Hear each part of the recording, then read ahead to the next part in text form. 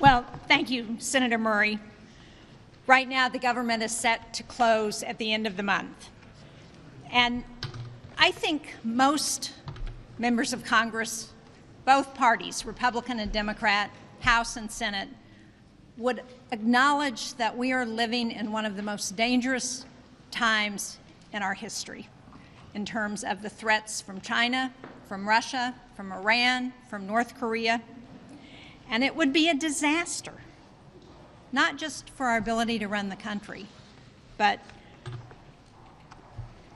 for the message that it would send across the globe if we would shut down the government.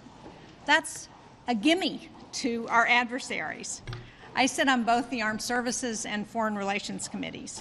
I know that our adversaries are watching. They're watching what we're doing.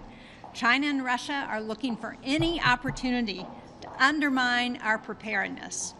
Running out the clock from funding our government is an open goal of our adversaries.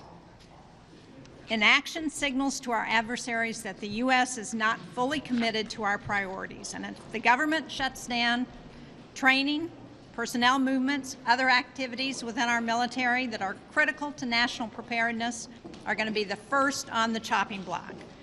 What message does it send to the rest of the world if we can't come together to keep our nation strong and ready by doing the simple act of passing a budget?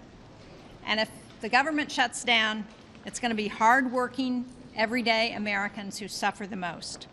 We could have more than 2 million federal employees, more than 80% of whom are outside of Washington, D.C. So if you think you don't like people who work in Washington, most federal employees do not work in Washington. They are air traffic controllers, food safety inspectors, park rangers, people who are keeping Americans safe. So, as the political gamesmanship and petty bickering continues, it would be our veterans, our service members, our families across the country who would be hurt.